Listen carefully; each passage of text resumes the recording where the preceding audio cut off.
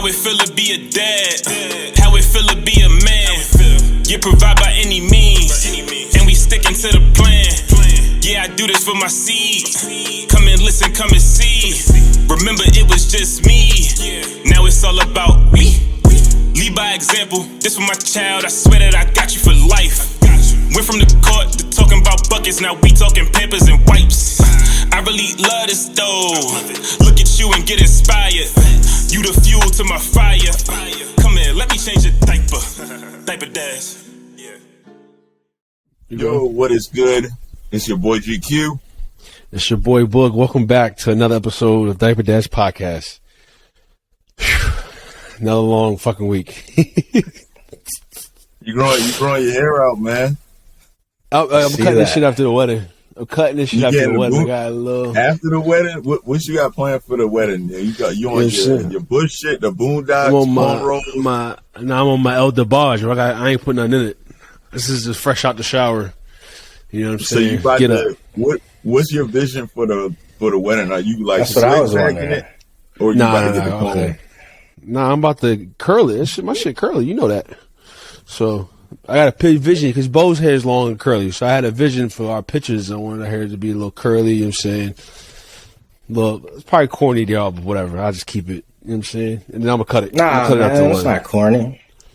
That's cool, you know? Man. Y'all gonna have a little thing, man. Yeah, a little shit going on, but first we gotta introduce our guest, man. Yeah, let's get down to that. This is a very, very dear friend of mine. This is the David Goggins 2.0, if you ask me. He's the one and only. Yeah, you damn near close to it. This is my boy Banks. I had to get him on the podcast. Banks, go ahead and tell him a little about yourself. Man, I'm Banks, man. Reason I'm going by my surname, not my first name, which is my government name or whatever, is because I spent some time in the military, man. 10 years. Officer. What branch were you part of? Army. I can tell you said officer. Okay. Right. Man. Did that and got in a contract in DOD and hit the corporate world, and here we are, man. You know what I mean? Living the dream, man. Living the dream in the government. For those who don't know what DOD is, that's Department of Defense, if I'm not mistaken. Department of Defense. We got civilians. You had to let them know, right? My bad, man. You might hear me say something. Not donuts on display, man. Come on. I'm a very technical guy, so you might hear me say something, and you're like, man. Let me know if I go too fast, man. Or not too fast, man. Get too technical, man. You know what I mean? Yeah, for sure. I mean, once you get embedded in that life, I'm sure it's kind of like, you know what I'm saying? It's just like riding a bike. It's second nature, man. It's like learning the language, dude. I can imagine. Well, let's get right into it. First off, thank you for blessing us with your time. You're a busy, active dad of 2 young men, toddlers. I appreciate you guys having me, man. Oh, for sure. Thanks got the 2 boys, man. How's that going? What is that dynamic like for you right now? Boys is tough, man. Hold on. First tell everybody what the ages that you got. What's the age difference and the ages of the 2 boys? So I got one that just turned 3. Okay. And then the other one's about to turn 1. Okay. And so it's a very interesting. So the thing with siblings, right? And I mean, everybody's a dad here. Everybody kind of understand. But, I had 2 very close, right? So I thought, it's going to take some time to develop that, like, sibling dynamic. Day 1, I brought them in the house. They was already looking each other up and down. You know what I mean? It was like open rebellion from the get, man. Like, these dudes was like, I see you. I got your number. You over there sucking on my mom's junk. You know what I mean? Like, I got something for that. You need to pull that out of it. But yeah, man, no, man. It was tough at first. Tatum was he was the one. So hold on. Before we get into the nitty gritty, right? let's back it up. Let's back it up, right? Let's back it up. Let's back it up 5 years. Yeah. 5 years, right? 5 years. 5 years ago, 2016. 2018, my bad. 2018, you meet your wife and everything. I want to hear what's the thought process of you guys having a kid, right? Because like my wife, she wanted 3 kids, 5 kids. I was like, yeah, man, I want 3 kids. I want to hear about the background behind that, because a lot of people, when they get into it's different when they get into the mix with the first kid and then the illusion before the kid. So let me hear about that. What was y'all thought process of how many kids y'all wanted to have? So when I met my wife, it was a crazy story. I was in Afghanistan, crazy enough. We met online. Yeah. Online. That's love. Yeah. In Afghanistan. She was dating, she had a couple dudes or whatever, she was like dating, that's normal. That's normal. Conversing with her, whatever. And, we met, and like 2 weeks later, she was like, or we like met online. She was like, 2 weeks later, she was like, look, man, I kind of stopped talking to anybody else. So I don't know what the situation is. And I was like, dang, like, I'm not even over here. So just all that to say, like, I really felt like she was a writer. So the conversation developed quickly. Okay. So it was immediately like, we were always like, oh yeah, we're going to do this. But there's a development in a relationship cycle, right? Like, I feel like as a man, I had to be ready, right? So that determines that's like a foundational topic of this conversation, right? So if I'm not making enough money, or if I feel like my income source is insecure, I might be like, so, for her, she was like, so hold on. Let me stop you one time, because, we talked about this too. So financially is basically what you determine being ready as a man. Absolutely. Okay. Absolutely. All Stable income source. So that's the only thing. No. That wasn't the only thing, for sure. Okay. No. Readiness. But financially wise, you feel like to have a baby, that's one of the main things you got to be good on. Finance, right?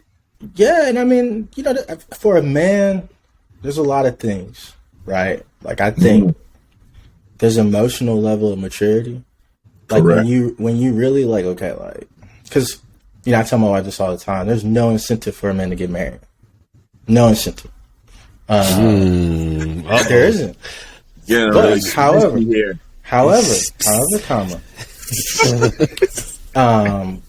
I'm gonna get deep in this. All right, listen. So, I had an economics teacher. Right? I had an economics teacher, and he said, first day of class, he said, the number one thing, best advice anybody ever give. Get married early and stay married.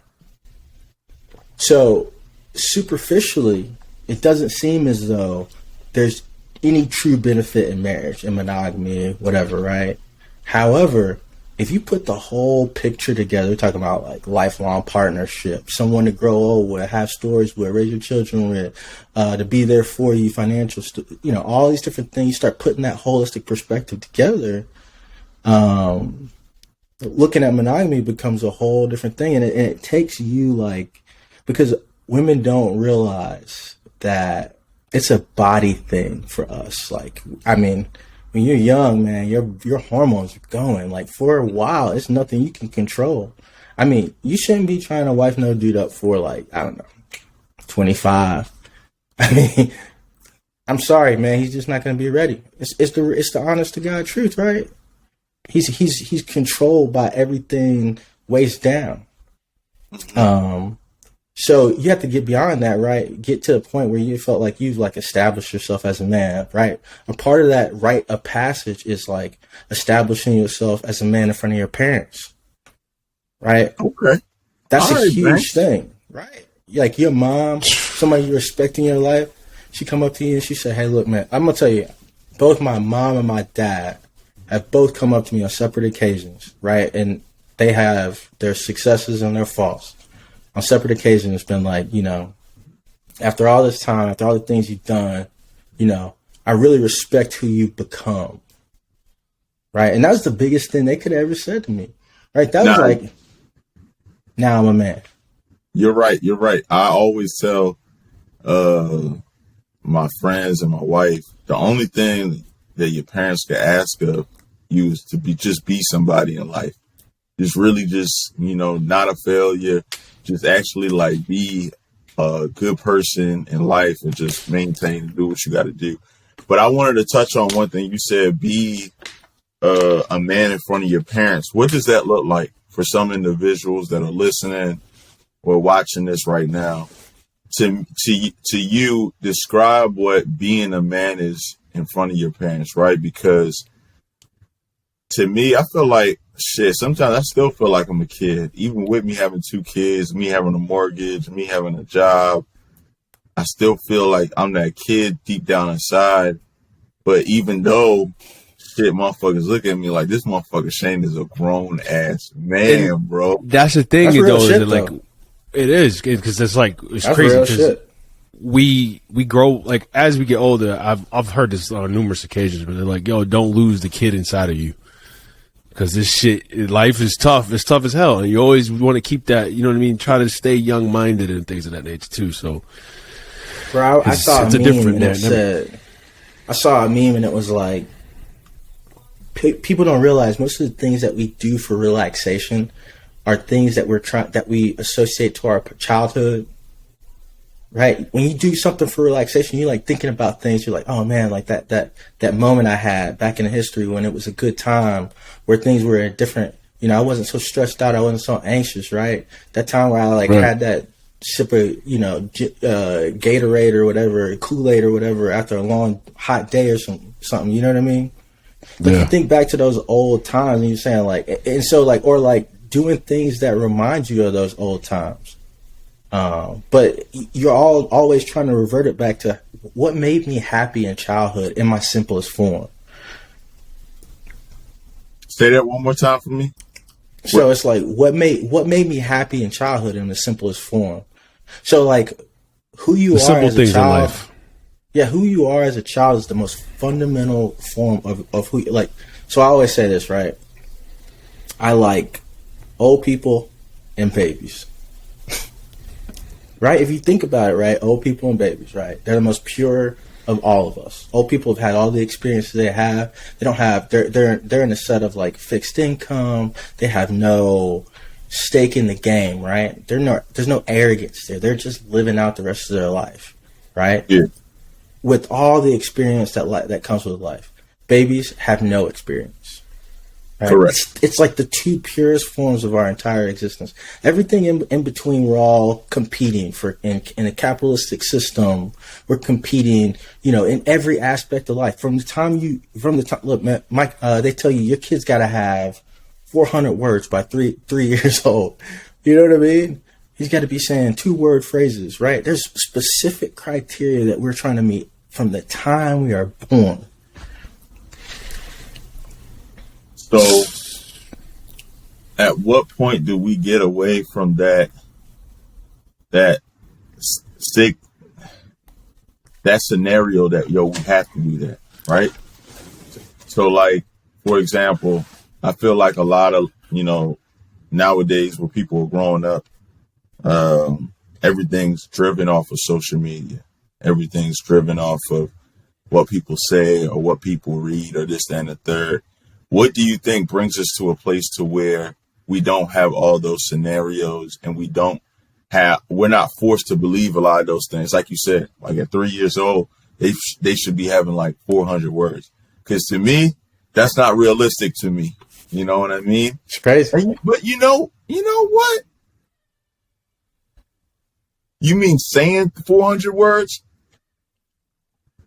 They should have that in their vocabulary. I mean, we just went through the whole process with my kid. Okay. Man, they took us through the whole, the rigor. Yeah, we went through we went through it, but with Bo, 400. No, that's not a lot though.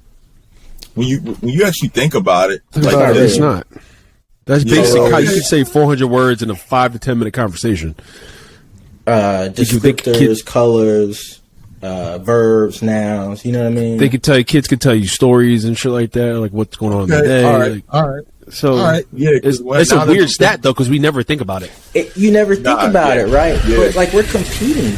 Like they're looking at my kid. Like when they did their first, they came in and did the assessment. They look at your kid in comparison to a larger data set, right? And I'm like, the first time I seen something like that, I was like, this is crazy. Like, but is it really crazy though? Because like, isn't that the same thing they do in the military? And right? everywhere else. Right, and everywhere else, right? And everywhere Everything else. is based off of a certain level, right? Even when where we work at, right, there's a boss, right? And then everyone's like, yo, we got to work to get to a boss level. Then underneath the boss is the managers, right? Yeah. You know, them motherfuckers, they control people. Then you got supervisors, and then you got people that actually work for them. So I feel like it's always a level to going up.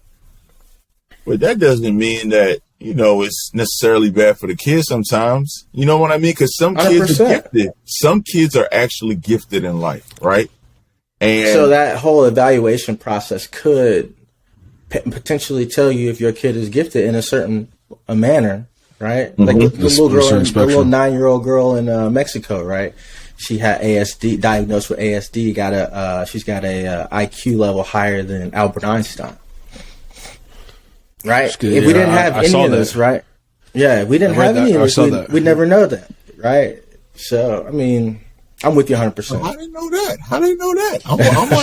Shorty is like Google her, bro. She's 11 years old. She finished high school at 9. He said she finished high school at like 9. She's working on getting her degree at 11 in mathematics and bioanalytics or something like that. Yeah. She blessed, but she's blessed. She blessed. You know what I mean? That's so crazy. It's beautiful to see, but it's just it's scary in the sense that like, yo, it's almost like we're always going to be in a race. It's kind of basically what Banks was saying. Like we're going to be in a race always. So I mean, we could lead this into the finance piece, right? Like, how do you get out of the race? I mean, because there's a way.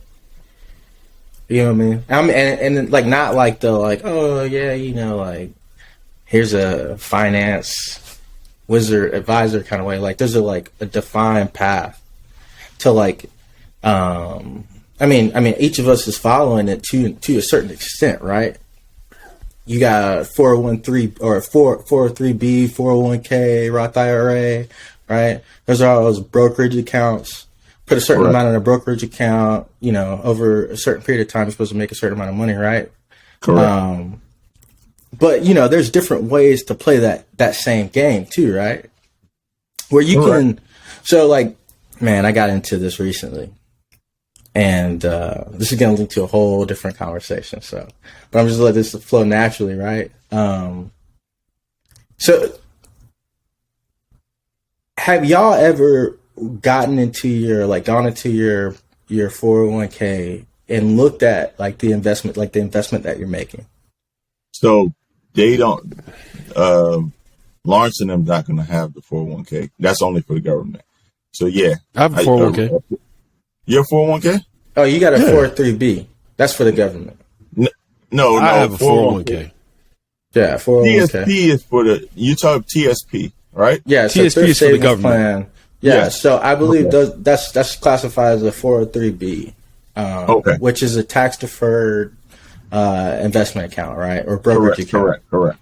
So essentially, you're gonna get me in my whole theory about all this stuff, right? Essentially, tax deferred investment accounts for a way for the government to say, hey, like if you can make a certain amount of money, you're gonna make it so that it's not taxable, basically. Not just taxable; it's an incentive, right? The not tax status is an incentive, but anybody who can make more than 22.5 plus 65. So what is that? 28.5 a year. Anybody who can make more than that, or 29, so $29,000 a year. If you can make a gross over that, or no, a net over that, right? So it's like $40,000 a year. There's different ways and different avenues to invest your money that makes more sense. Correct. You know what I'm saying? And I don't even mean like Roth IRAs. Like I'm actually one of the types of people that's, people are going to hate me for saying this, but I'm against the Roth IRA concept. But it's only because I'm an earner that I can earn like a surplus of $30,000-$40,000 a year after taking care of my family. But if you're an earner that can get to that point, splitting your money doesn't make sense. So do you change your TSP every single time? Do you go into your TSP and change it? So you should, right? So I can almost guarantee, especially 401k holders, 403b, I'm not 100% sure how they automatically do it, right? So I can almost guarantee what they're doing is like, they're just like giving you like a IFX, right? That's what my wife was. That's what like I was initially invested into. Have you looked into EdSource? No, it's Vanguard. It's a Vanguard. It's an index fund that's essentially supposed to like mature over a period of time, right? Yeah, they put you in. They put you in an index based off like when you should retire.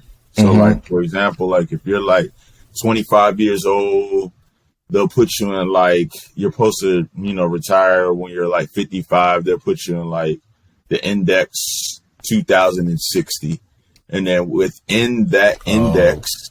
For people that don't know, within the index are different type of instruments which drive that index to make you money, right? It could be Vanguard, it could be different financial institutions that basically are gonna like take your money and invest it, you know what I mean, and put it here and put it there, but do it safely, for the most part. So the interesting part about that is that all of it's true, 100%. But the part of it, it's like driving a stick versus driving automatic, right? Except driving an automatic is supposed to be like, especially these days, like better. Except when it comes to the stocks, like you could go either way, right? So you could say that like I could look at the 10-year history of like, I don't know, 4 different funds and average around, I don't know, 17%, right? And then that Vanguard stock that they're saying is going to give me 11, right? And it probably accurately gives me 11, right?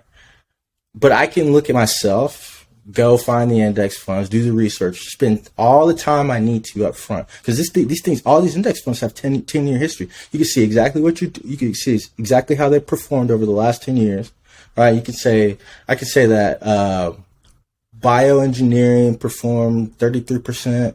Semiconductor industry is going to overperform for the next 10 years just because, right? And I'm not a financial advisor or anything, right? But semiconductor, right? So Joe Biden just placed the new law against China, right? Moving semiconductor industry back into the United States. We're having a war about Taiwan. You know what the war about Taiwan is about, right? Semiconductor industry, nanotechnology, for missile and defense technology, all that stuff. So it's a big thing. Everybody's investing in this. Everybody knows this, right? So if you know this and you're like saying, okay, like this guy he's gonna keep doing all these bets over here in the background. It's gonna give me 11% guarantee. I'm cool with that. I'm not hating on you at all. Right, and I'm not the safe way. That's what normally what people do. They're just like let that shit ride out and get me. Let it ride. Now let me tell you.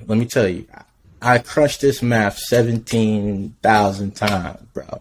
Like 12%. If you get to 12%, you make like I don't know, like another million.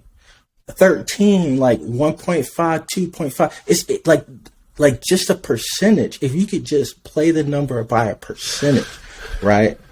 So you get like everything that's large cap, you get everything that's so that you can like so let's say you spread it, you give it a spread, right? So you got large cap, which is going to give you the base flow of the market, right? S&P 500, large cap and total market.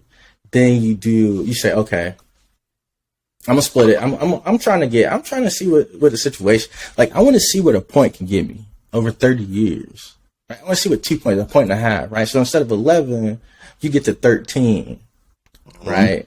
You up your, and then, okay. So you get to 13 and then you say, okay, my wife makes 70.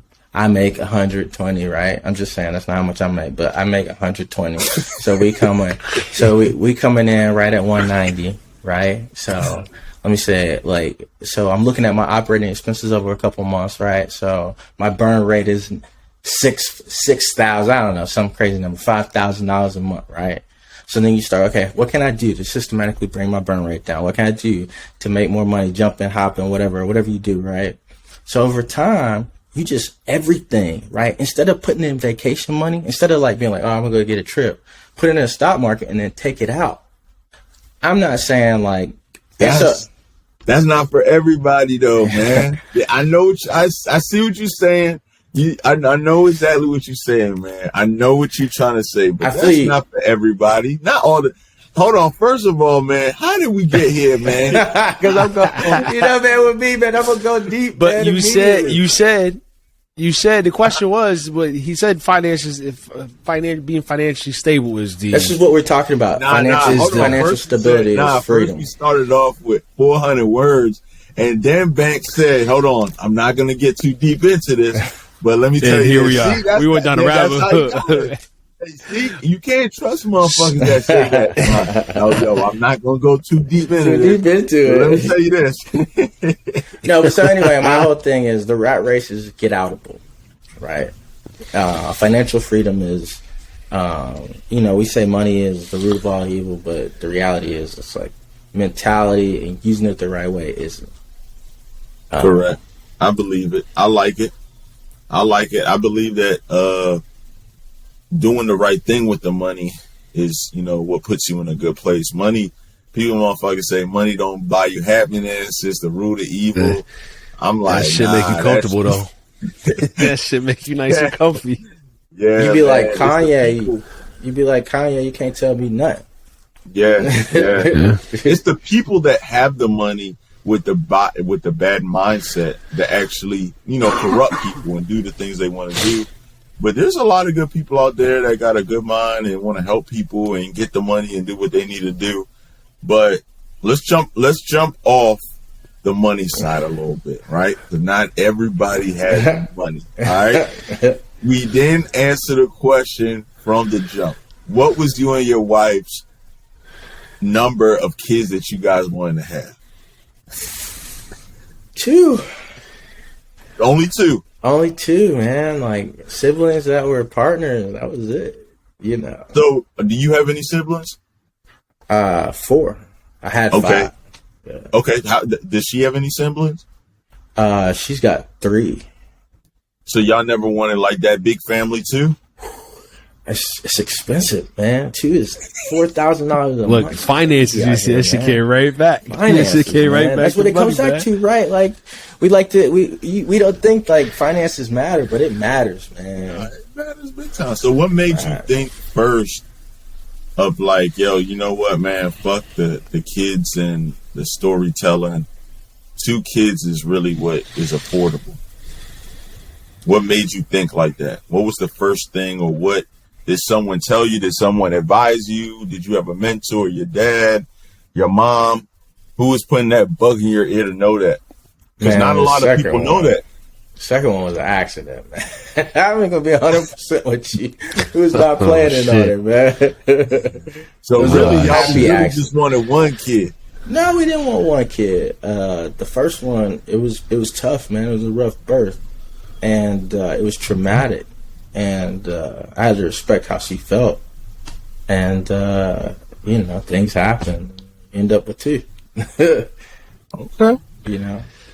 So let's dive a little bit into your military background, because we're not gonna get too deep into it, but like, just how does that run parallel with your parenting style, and also being almost.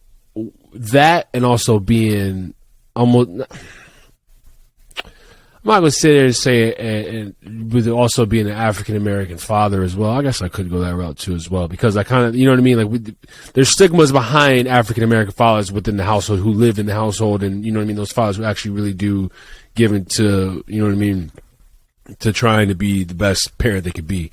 But I know with your military background, it kind of we've had conversations before, and it's kind of like me and you think the same, but for those people out there who are raising military brats, you know what I mean? And what is that structure like for you on a day-to-day basis? So I was very careful early on not to let that affect my parenting style. Explain to us. Explain, because like you saying it, but some people don't know. You know, some people might need that help. How did you do that? So I think the biggest part of parenting is being aware of yourself, aware of what you're doing. You know what I mean? My kid was self-awareness. Self-awareness was so huge, man. Like my kid, you know, I got 2 boys. The first one, I mean, he was everywhere. And I mean, I was everywhere. So I couldn't blame him, man. Like he was bouncing off walls. He was running into traffic. And I'm very militant, right? Like in my brain, like I am the hardest, on everybody, especially myself. And I'm like, I need you to do things. And what I realized I did was I negatively affected him early on, right? Because he was like, I was like, yo, like, come on. Like, I'm looking at him like my mom, my dad would have looked at me like, you got to know this danger. Like, all that other stuff is a game, but this is danger. And so what happened was, man, like, he stopped wanting to look at me in my eyes, right? And that affected his speech. Right, because he didn't want to look at you talk because he was scared of me. Yeah, that's what they said happened with COVID babies. My kid was the COVID baby. That was one of the issues with people wearing masks, because so many people, like growing up, people when they talk to you, when they first learn how to speak, they look at your mouth and they can read what you're saying, like, "Hey, hello, bye." And because so many people were wearing masks, they weren't able to actually do that at young kids. They only could hear the word. They couldn't see it at the same time too, because like seeing and hearing is a big part of like communication. So, but I agree with that, man. That's crazy. I was literally just telling somebody that because it kind of made a lot of kids shy to where they didn't want to talk. Like, in the beginning, we would go to the store and people would be like, "Oh my God, Nova's so cute." She'd be like, "Yo, chill, back up." Or they look at you, they just look around like this. That's what Cassie does. Cassie just looks around and gets real nervous. They kind of look. But it's crazy though. It's crazy though. It's crazy that you really like saw that and you realized that. Because I wouldn't have never, like, me generally speaking now, like, I don't, now that you bring it up, like, I don't think either of my kids, maybe when they're in trouble, they don't want to look at me, but like just making eye contact, you know what I mean? And talking and having a conversation with them. I never thought about how that could affect the two. I mean, you're a nicer guy than I am, man. You know, like you're a good guy. Like I could be a not nice guy.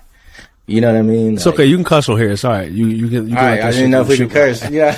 Yeah. I could be an asshole, man. I could be an asshole, and that was the fear instilled into me, so that I had, and to be honest, I don't always take away from that and say, oh, there was trauma there, right? Like sometimes I take away and I'm like, hey, like they taught me lessons, of, hey, like you need to be smart, right? That anxiety you feel before you walk off the pavement into the street, like that's something that's telling you, that's instinct, that's telling you something good to do, and that was taught early on. But like there's a balance, and I had to be, man, my awareness. I spent a lot of time in introspection. I spent a lot of time growing. 2020 wasn't just a growth year for the children, but it was a growth year for me.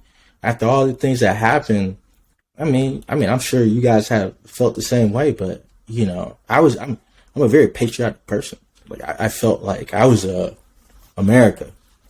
You know what I mean? Like I'm not saying I'm not America. You know what I mean? But I was like, yeah, like I was ready to go over there and die, man. Like first thing, like they didn't send me over there. I volunteered. You know what I mean? Like I would have stayed over there had I not met my wife. Like so, like when all that happened, that hit my identity, and it caused me to do some serious self-reflection of who I was, who I became over time. You know, I started looking at my wife and being like, yo, what's up? Like, and she had to be like, yo, you need to come off me. Like, you got to grow on your own. Like, so I was expecting her to grow, you know, in parallel. And you know, the reality is like, people, you can't expect anybody to be a part of your growth. You gotta, you know what I mean? Do it on your own. You gotta take that time and, be considerate and be aware. That's real fatherhood, is being aware of what's happening. So what actions did you take besides your self-reflection, like on your day-to-day, to like gain that, I wouldn't necessarily call it the trust back, because I'm sure T-Time always trust you, but the confidence in him to look a man eye to eye, you know what I mean, to have those conversations, to be able to talk effectively with looking at somebody while they're speaking and not looking down or looking up, not shying away, you know what I mean? I'm big on gestures, man. Like, just a little thing, right? Me looking at you in the eye can be a safety thing, right? Especially when you become an adult man. If I don't look at you in the eye, right? We pass each other in the supermarket. If I don't look at you in the eye, you might be ready to punk me. That's a serious life lesson, right? I'm being dead but serious, man. Like, this is a serious life lesson. But some people aren't necessarily like that. You know what I mean? 100%. Like you coming from that upbringing of that discipline, that military, that structure, that's what's giving you that. But to a lot of people, they just don't have that within them. They might have been brought up in a different household, brought up around different type of genders. So to them, you know, just walking past somebody and just kind of acknowledging them but not looking them dead in the eye is good for them. That's why what Cali was bad for me, man. Cali really messed me up in that, like, because nobody looks you in the eye. Where were you in California? San Diego. Coronado? Nah. We lived in PB, OB, you know. Okay. Nah, man, I couldn't stand that. Anyway, so let me answer your question. So what happened was we had to rebuild trust. We had to rebuild. He didn't. Okay. I had to realize, like, because like my dad, like, you know, the men in my life when I was young, it was like, you do what you're supposed. Like, I say something once, and you do it the first time, right? If I have to say it twice, I'm coming to get you, like, immediately. Like, I'm not trying to say that twice. And so, I realized that's how I was being to my son. And he was just like being himself, being a kid, like wanting to like watch TV some more. And I'm like, yo, you need to, like, you know, whatever. And he's like, fix your bed. This nigga's only like 1 year old. He's like, yo, fucking do that. But it's, it's real. It's a thing. Like over the last week, over the craziest fucking week of my life I've had to reteach myself that, he's just 3. He's a 3-year-old. He doesn't know. And we don't, and it's crazy because we're so uncomfortable with not knowing, with being okay with that answer. You know what I mean? Sitting here saying they just don't know. But it's the God honest truth, and it's your job to teach them. And that's where my disconnect was happening. Was that I was noticing, I was getting like, why? It's a simple task. I'm asking you to do something, but they just don't know. If they're throwing a temper tantrum, like today, the kids skip nap. You know what I mean? Bo's losing his mind. He's real defiant these days. He likes to tell me no, and you know what I mean? I could easily be mad and meet force with force, but like, he's just tired. You know what I mean? He doesn't know. This is how they show their emotions. It's crazy. It's crazy. That's why I say, man, awareness is manhood. Awareness is manhood. Did your wife ever say anything to you about it? Yeah, she's real, you know, and probably, you know, I'm sure Lawrence knows all. I mean, he's probably familiar with this. Like, she's very, like, research based, you know. You all know, of our wives are. My wife could be. The social media accounts and all that, you know. And the reality is like, I have real experience, and I listen to that stuff. I'm gonna be 100% like, I take everything into consideration. I don't like leave. I mean, it's my kids. Like, they deserve me. Like, if she comes to me and says, "Hey, like, this is the situation, right?" So, like, MMR vaccine. There was a study that was produced and was later, redacted, that the MMR vaccine affects black boys under the age of 3, and makes them, like, essentially is like loosely connected then to them getting autism at a higher rate. They're like 20% higher to get. I heard something about that recently. So we went round and round about this, and she had very strong feelings about it. And then I started. So she's like, when I do some research, I'm going in. Right? I'm like a dog with a bone. And what I ended up finding out is that it was first redacted based on the grounds that it was like only 8 kids, and the methods that they used weren't like, the controls weren't the same. Like, they just weren't like keeping it like, the way the scientific process where everything's supposed to be segmented. They wasn't buttoning their shit up. Yeah, they were. And then the subsequent studies would be like thousands of kids or like 100,000 kids. So you like, I'm gonna go with the other studies, right? These ones that haven't been redacted, but you gotta put in that research. You gotta put in that time. You gotta put in a lot of work, because if you look through all of that, there's nothing that actually can prove that causes autism. Yeah, there's nothing out there, and everybody has to get it, right? It's mandated by the school. Exactly. The shots thing is very, very iffy. I've had a friend, I've talked about her multiple times. Her son is autistic. She was one of the first people to tell me, like, yo, them having like 3 shots in a day, she felt like, that's what kind of caused it. You know what I mean? She's done a lot of research, looked into it, but you look through a lot of this stuff, it's nothing that can really actually prove it. Because if that was the case, motherfuckers wouldn't be getting them shots, but that those shots are still available, and that's a whole nother story, a segue. We're not about to get flagged. We're not about to get flagged on this shit. No. I've already been flagged once, motherfucker. No, of what we believe, but but so your wife. So how was that conversation to you? Because like for me, my wife, she's always like, yo, you got to be a little bit more soft on her. She's a girl, and this, that, and the third. She sees it first before I see it. How was that conversation between you and your wife about you being militant with the kids at such a young age? Because it's very good if you were able to self-aware it first. You know what I mean? Like, damn, I was actually hard on that nigga. But usually you don't. You just in the zone, just being you, doing what you doing, and then you just keep it moving. I'm with you. How did I discern? How did the conversation with? How did it? She trusts me, right? I mean, at first, like, there was definitely some times where, like, she was like, "Yo, it's a kid, man, chill."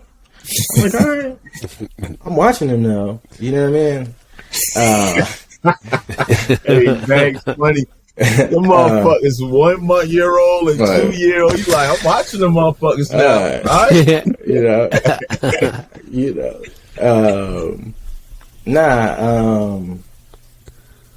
There was definitely some times, but we never really talked about it. What had to happen was we started this process of getting evaluated, and I went to hold on, back up, because some people they're losing it, right? Evaluation of what? So you evaluate the kid for language and all these different, so the school system. We start going through the school system or whatever. It's a lot of kids have like, they just don't speak early, right? Some kids don't start. Like I knew a guy, he said he didn't start talking until he was like 7. So it's like, these guys, they want to give you every, definition. Oh, he's not doing this. Oh, he's not doing that. I didn't do it either, right? Like I wasn't a product.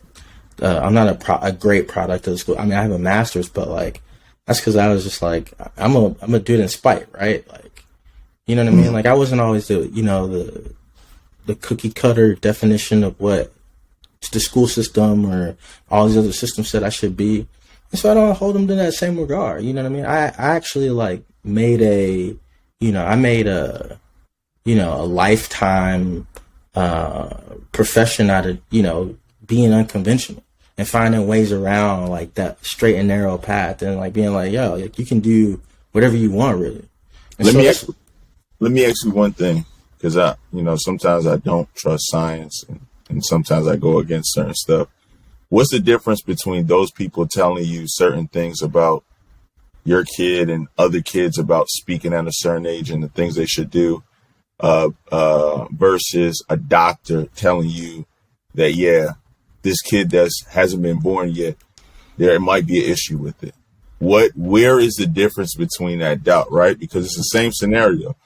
This individual, the doctor, they're experts. They've done years on top of years to get to this place where they're giving you the advice, and they see it and they're saying, hey, this is the statistic. This is what's going on. Versus you having a kid now, he's healthy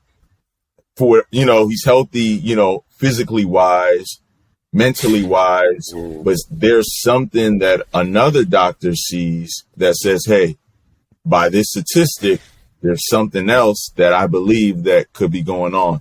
I want to hear, like, what's the difference between those two suggestions, because they're both very vital, but why against one and the other? So the reality is, for me, right, I'm an objective party, 100%, right? I'm taking in all the information. Whatever the doctor tells me, right, I understand the process by which, we were all taught the scientific method, right? I understand what he's thinking, generally, right? It's just an advanced form. Practicing medicine is just an advanced form of the scientific method, right? Or like years and years and years. Anyway, so like, I get it, I hear it, but I also have my own example. And fortunately, right, if I was another parent, another person who was the parent, and, they took that straight and narrow path, it might be a little bit different. Like, I get it if you always been, that's how my wife was. She was summa cum laude, right? Like, always straight A student, always nail on the head with every assignment. Everybody always liked her. I made it, in spite, my teachers told me I wasn't going to be anything. And I became, senior cybersecurity, DevSecOps engineer. Like, I'm not taking, I hear it, right? Like, okay, it's objective information, but I'm going to use that information to develop him. I'm going to find and be like, oh, there's a weakness that they're saying he has. We're going to work on it. Me and you, like, we're going to figure it out together, because I'm dedicated regardless of the, whatever happens in life. It's anything else. Like, he's mine. Correct. Okay. So we just got to deal with that. Cool. It's like, if we was in war, like, okay, they just hit us from over there. We got to go. We got to change directions, adjust. You're being very flexible. That's kind of like flexible. That's the thing about parenthood, is that a lot of people get stuck in their ways. It's like either my way or the highway, right? And I know how to get there from point A to point B, but a lot of times it's like, it's funny because like Ashley does this to me all the time. She's like, we were talking about something as silly as swim class. They got swim on Tuesday. She's going away for the week. I'm going to be home. And she asked me, she always asks me these like scenarios of like what could possibly happen. What would you do in that moment? And I'll just be like, I'll figure it out. You know what I mean? That's always my answer, is I'll figure it out, because I can't plan. I don't know. She's like, well, what if somebody has to go use the bathroom in the middle of class? Are you going to take both? Like, just to be like, are you going to take both of them? Or leave one there? I was like, I'm taking both of my kids with me. That no one else is there to watch them. You know what I mean? Like, yeah. There's always different avenues, and you have to be able to be like, all right, well, maybe this is just not working. You know what I mean? And a lot of people, some people are like, oh, I'm going to raise my, and some people are like, oh, I'm going to raise my kid like this. No, you're not going to raise your kid like that. Number one, your kid's still in the oven. Number two, you've never seen what it's like to deal with a 3-year-old who's never napped before, and where you're mentally at. You know what I mean? Or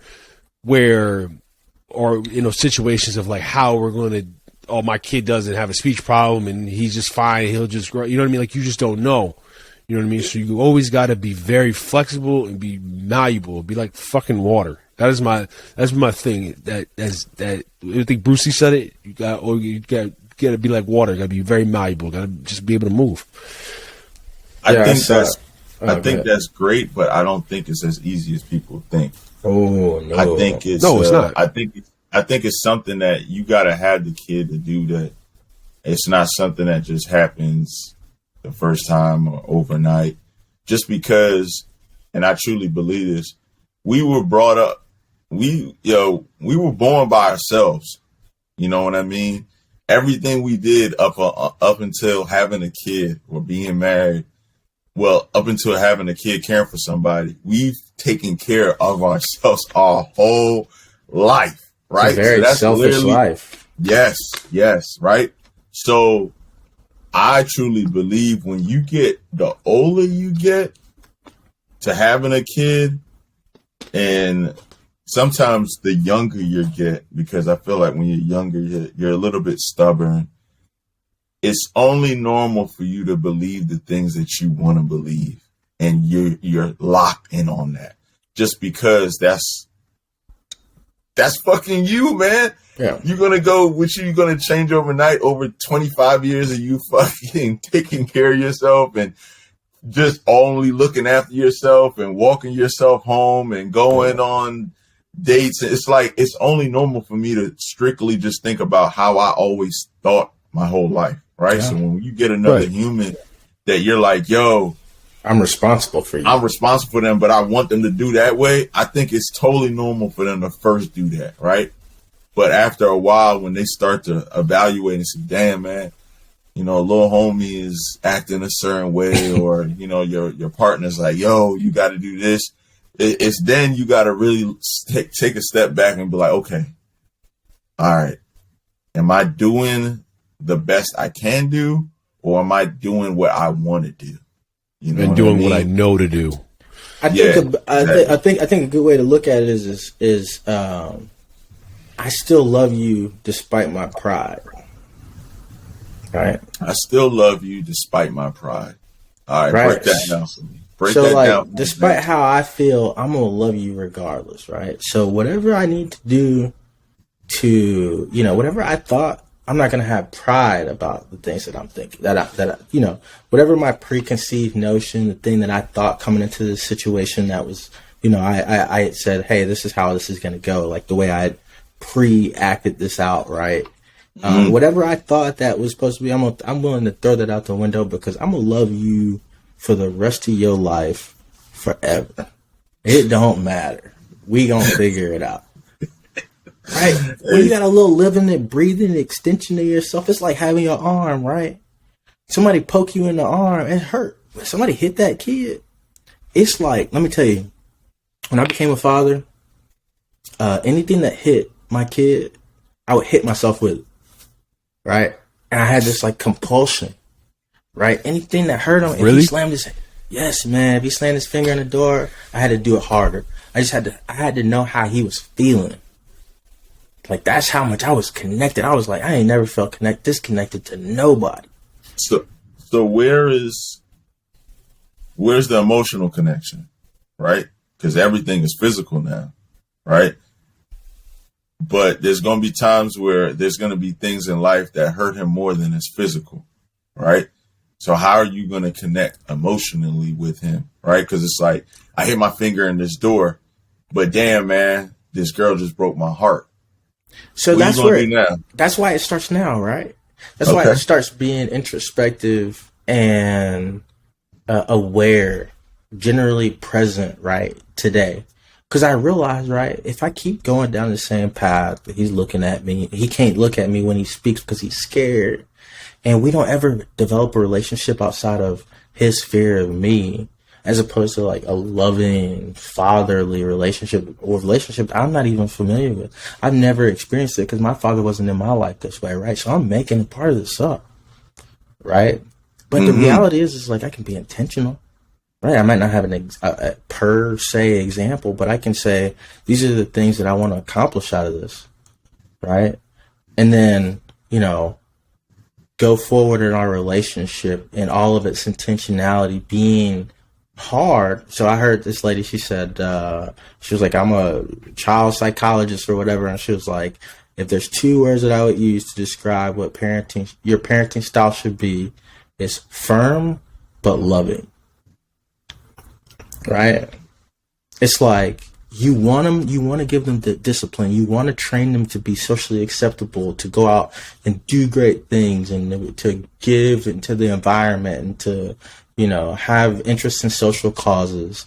But like, you know, you can't, it's difficult to do that. It's difficult to truly train them if you don't have like a true emotional, it's like a teacher, right? Or a great coach. You have an emotional connection with that coach. Like, you know, for a fact that dude is coming. He's got your best interests at heart. He's telling you things that are going to do, like, and he trusts you. He's like, hey, look, man, like, if you, there's this fight coach I love to watch, right? He was like, if you hit him in his elbow, right? First hit at the elbow, second hit come across with a hook, right? You'll knock him out, right? He goes in there, he goes, get the elbow. It's a crazy video, right? Dude goes, whop, hits him in the elbow. Opponent was like, what's going on? So he opens up because he hit him in the elbow, right? Whop, came right down on it, like right here, boom, knocked smooth out. And I was like, you should just trust. It's just an action, boom, right? And the other thing about parenting, right, and it's something that I think about a lot, is at 18, it's done. You're a consultant. Whether you like it or not, right, that kid could go off and kill somebody, commit murder, commit a crime. You can't do the time for him. And so you got 18 years, right? And you gotta get that kid to a point at 18 years that they can do their own thing. I understand. I can't agree with it. I feel you, man. Right. And I think to me, this is where I've always believed this is the difference between America and international people, right? I've always said one of the things I don't like about America is when you're 18, you're independent now, right? You got to move out the house. You got to do this. You got to do that. Come on, man. Statistics tell you some people aren't even ready at 18, no matter how 100%. Parent I them. agree. You know, some people aren't. So how are we pushing people out to be independent when sometimes they're just not even ready, man? Mentally, they might not even be in that place to do it. And we're forcing them to get out and do what and listen, we could literally just give them one more year. Like, yo, 19, 20, you know what I mean? Like, you good now, you know, that's really our seed. Like, we created that. The last thing I want to see them do is make a failure of themselves. If I could have really just took an extra year or 2 years to really stop that, you know? So let me give the nuance, right? So when I say at 18, they're an adult, what I mean is at 18, you have to stop as a parent. You can no longer be declarative, right? Or not with true standing, because that person can go get a job at IHOP, get a job at McDonald's, and say, hey, look, I want to be completely independent, right? I'm not saying you got to kick your kid out or like even stop cultivating that same relationship, right? But you have to understand that officially at 18, you cross over the boundary of from parenthood to consultancy. Like what you tell them from 18 on is only your opinion that they take into consideration. Why though? Because the world is gonna hold them to whatever action. So like you can't be there. You can't continue to be there for them. The police are gonna treat them like an adult. They're gonna need to get a job. You can't be there. You can't just like forever. Like the reality is, it's like you're gonna have financial things that you're gonna have to take care of, right? You're not gonna want to have that like someone in your house it's continuing to. I mean, and to be honest, right? Like there's ways to do it that make sense, right? You can say, hey, look, I'm gonna take your rent, but I'm gonna put it in an index fund, right? So now you got to pay me $500. That's like creating a fictitious construct where it makes them feel like they're on their own, right? I'm not saying like abandon your kids, but at 18, the world has expectations of them. That's beyond anything that you can have. They're not going to get like, you can't request their medical information. They got to give you consent to do that. You can't touch anything of their finances. They have to you have to sign off with a notary.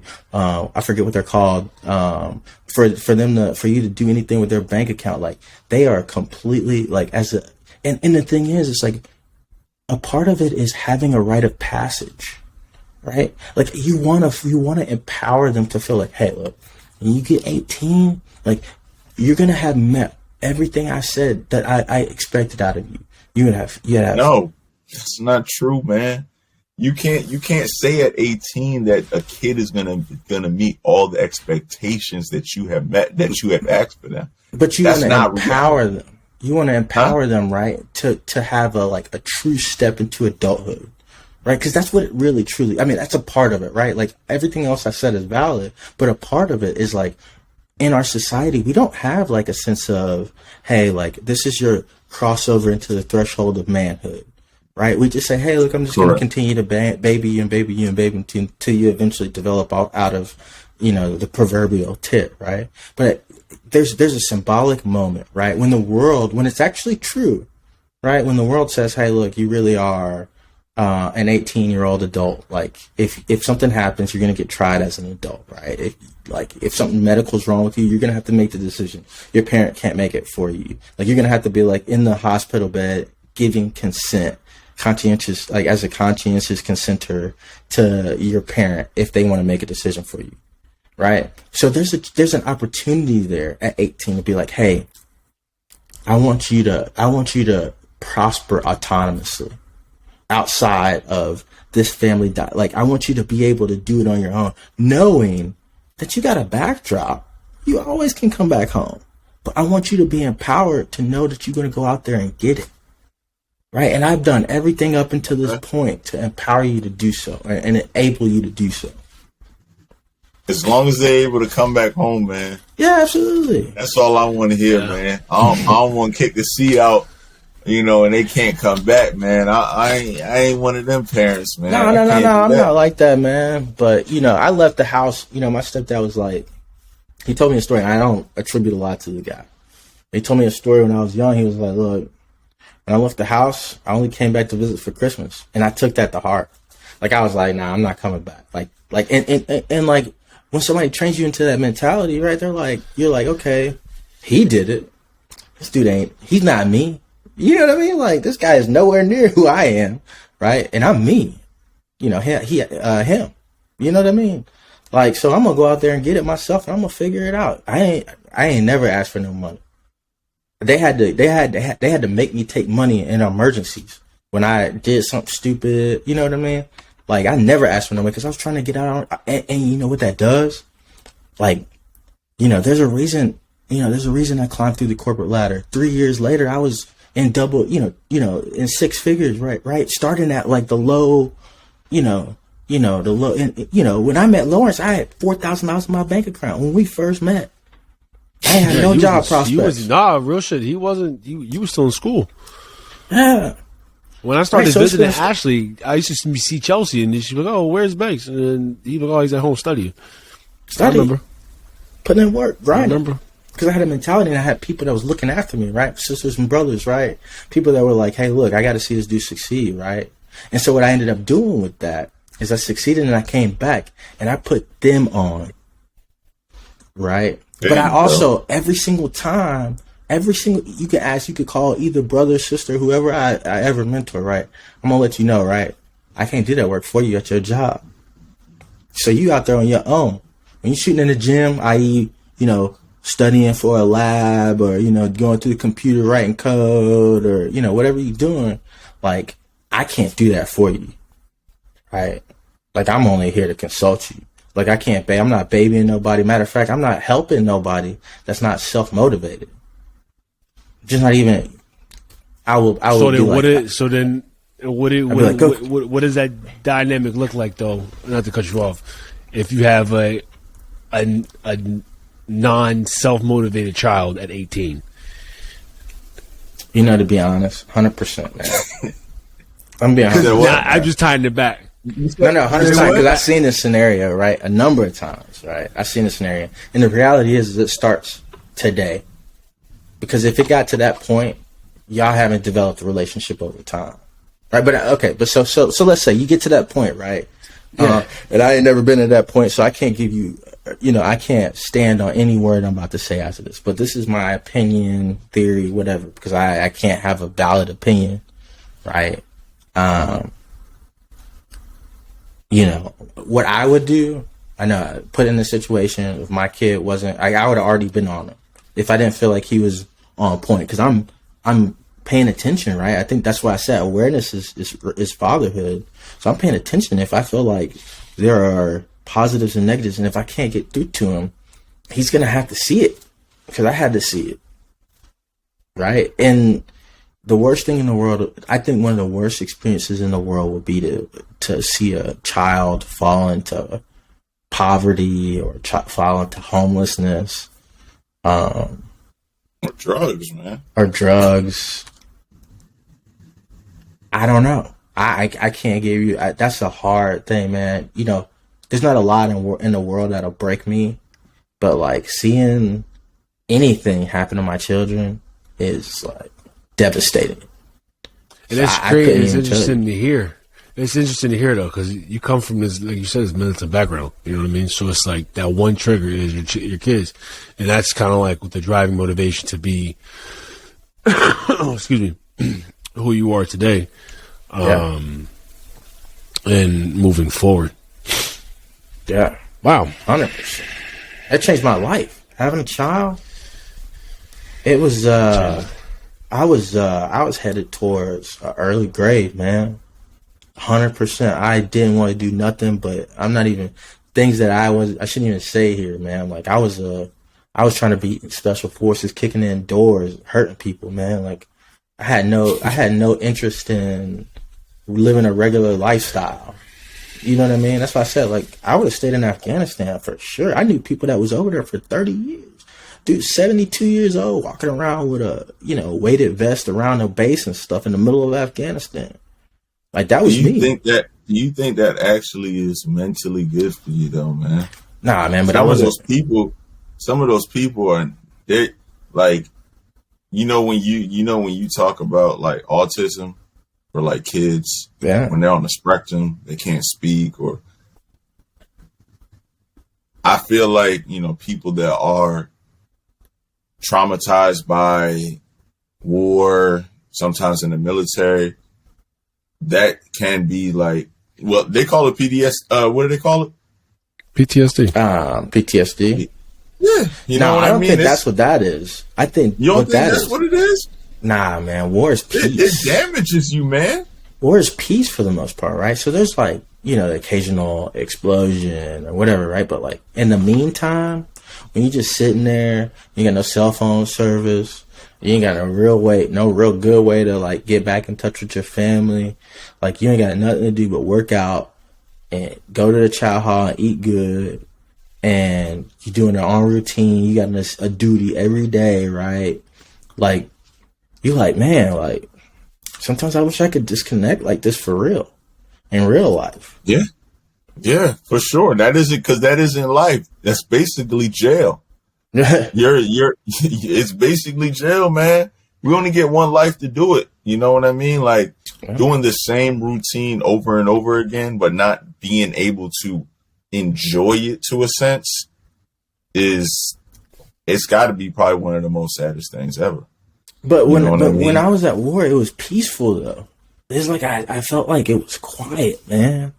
Like maybe, so why do you want to disconnect from it though?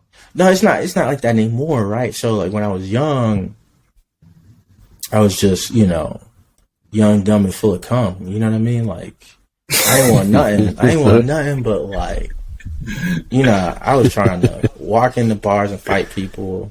I was trying to, you know what I mean? Like I had the worst intentions. Because I was just out there getting it. Getting it how I lived, you know what I mean? And I changed, like I'm saying, like, and so the whole thing is like going back to like suicide. Like I wouldn't say suicide, but getting close to it, right? Like before I had a kid, you know, there was definitely a time where I was like moving towards, because I was bored. Like I didn't, you know, obviously I'm sort of an adrenaline junkie, right? So, you know, I was just like, if nothing's doing it, right? Like it doesn't matter if I ascend into cybersecurity. Like if I'm not jumping out of helicopters, right? Like life seems a little bit less exciting, right? The picket fence life doesn't seem like something I was super interested in. And then 2020 happened in a pandemic, and then it threw everything in my face, right? It threw, I mean, and then, you know, the birth of my kid, you know, it's tough, right? And so all these things are happening. And it's like, you know, there's definitely times where it's like, man, you get to a point where you're like, you know what I mean? And I would say before the birth of my kid, man, like I was like, before we got pregnant, I was probably in a place where I was like, I'm bored, dog. Like this isn't cutting it. Like we was living in San Diego, we was doing it big, but I was like, this isn't cutting it, dog. Like, and I was really like, yo, Banks was the most unfazed person by San Diego I've ever met in my life. Your Rambo shit. Like, I need to get back out there. Yeah, Get back out like there. You not understanding. Like I will only Banks, me and Banks, we've been out together a handful of times. Like it was never really like you think of like San Diego, just warm weather, just everybody getting out, going do things. Banks was in that crib more times than anything. So Chilling, I could definitely. That's tough. That's tough to admit and say out loud. I mean, shit. You know what I mean? Like I hats off to you, man, that you actually are in a place to actually say that, because some people would never. And God really bless you, man, with them kids, bro. More than you actually know that shit, man. Like more than you actually know it. 100%. Got your ass in the house talk about index funds now, not jumping out of index fucking funds, longevity. You know, 30 years. Yeah, man, that's what happened. Young, dumb, and full coming. Everything is going 100 miles per hour. That's gonna be the title of this episode: Young, Dumb, and Full Come. Young, dumb, full come. Well, listen. We're gonna wrap this thing up, Banks. We really appreciate you giving us this dedicated time to go into a little bit of your background, your life story. You know what I mean? Shane, you want to kick it off? Because I know we need to check in mentally. Where are we at right now? So where I'm at, mentally? At mentally? Yep. Yeah, where are you at right now? I'm probably at like maybe I think I was at maybe like 7 last time. I might be at like a 7.5, maybe an 8. Things are getting better with the newborn. Basketball season about to end. Weather's about to be good. I'm feeling good. About 7.5. Maybe I might be at an 8 if the weather get better. But I'm locked in. I'm good, man. How about you? That's after the week I've had, as of like today, I'm like at like a 5.5, 6. I'm getting back. You ain't never been that low. You ain't never been that low, bro. I haven't. And this last week has been taxing mentally, physically, emotionally, managing everyone else's emotions, where everyone's at in life and their headspace. It was insane. Last weekend I slept 2 hours damn near the whole weekend. It felt like taking care of people and stuff. But now I'm getting back though. Mom's in town. Ashley had a bridal shower today. So things are slowly getting back to where they are. But yeah, I was been about like a 5.5, 6 for a while. And today I'm starting. Your mom's about to be on y'all shits, man. Yeah, we got the kids. We got the kids this week, so we're gonna be solid. We're gonna be solid. Banks, where you at? Okay. Probably about a 6.2, man. Why is that? You know, I had the same thing. What's that? That virus that just went around the stomach and everything. That just threw us off, man. Some stuff happened at work. And the thing about me is, like, I'm like a power move type of dude. Everything's about leverage. And I know I'm about to have to make this like boss move. To like just like you know make everybody aware of, you know, the situation. So I know that's coming up, and it's like got me very pensive. I know it like puts my family in a situation, you know what I mean? Yeah. So don't nut on nobody's coffee, man. but yeah, man. So that's where I'm at. All right. Well, listen, y'all. I'm gonna close this thing out. Thank you guys for tuning in, Diaper Dad's family, Diaper Dad's podcast. Catch us on Spotify, Apple Podcasts, Anchor. See our beautiful faces on YouTube every week. We love y'all. We'll see y'all soon. We out.